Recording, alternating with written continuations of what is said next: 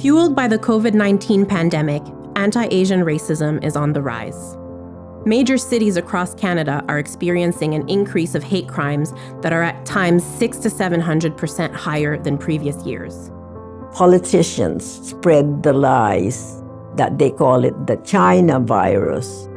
People thought that we, Asians, brought the virus with us, even though I've been here 50 years ago.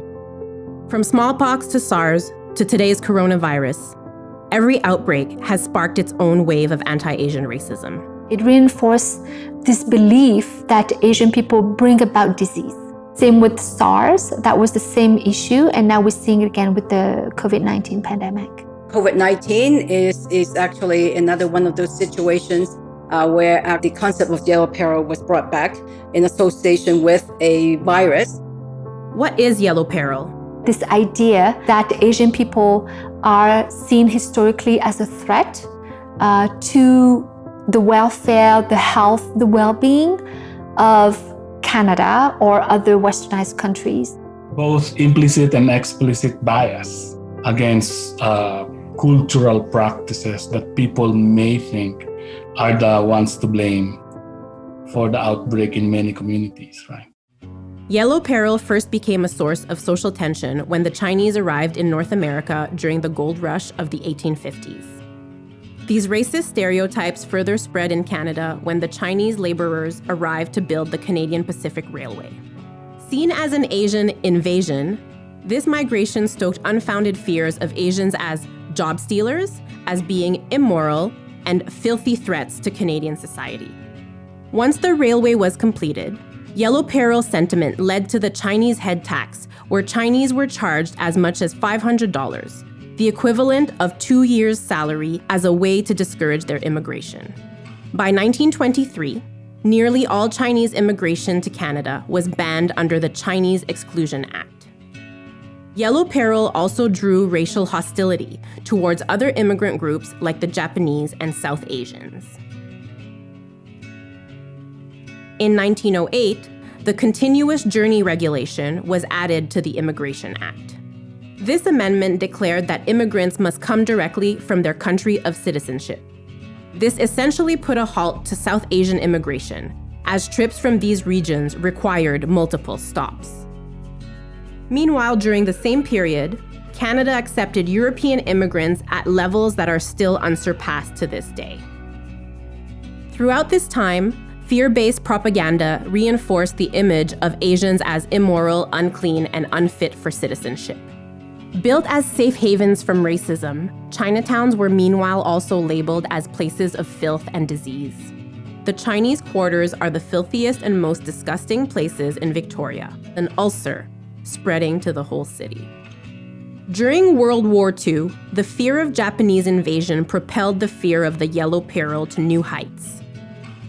Fears and distrust of Japanese Canadians along the West Coast labeled them as enemy aliens and spies. We were a threat to the Canadian government. There was a conspiracy kind of theories that going about, and the kind of thinking at the time was that the Japanese were going to come and invade Canada.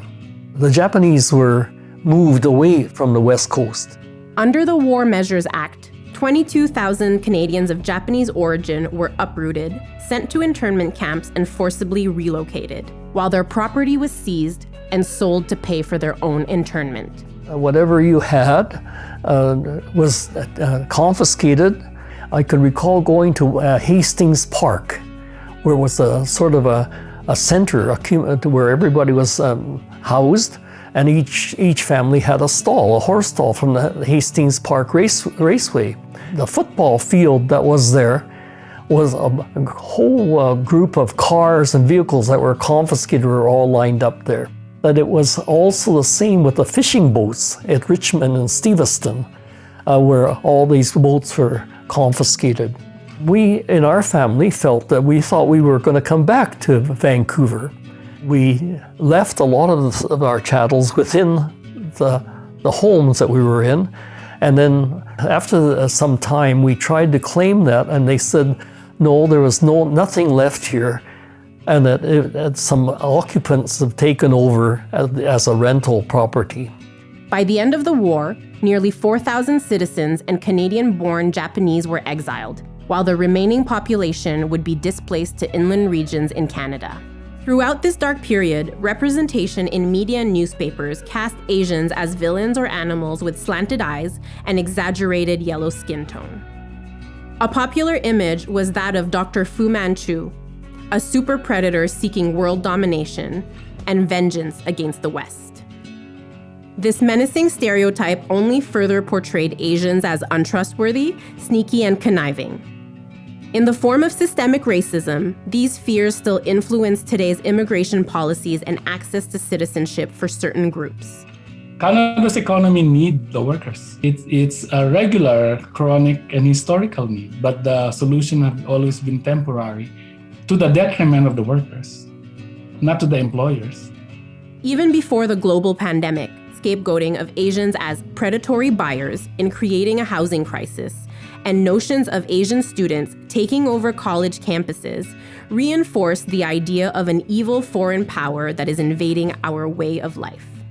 At its worst, Yellow Peril drives the blaming of Asian Canadians for the global pandemic.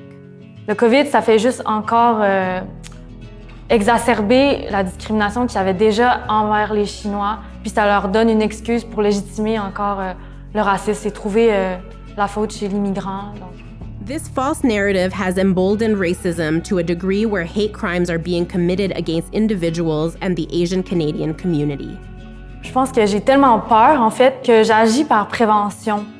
En fait, je me cache. Puis quand je croise des gens, ben, je rentre la tête. Je pense que juste le fait de se poser la question, est-ce que je dois me cacher ou pas, ben, il y a un problème. Today, across major cities, Asian groups have taken to the streets to make their voices heard in the fight against anti-Asian racism.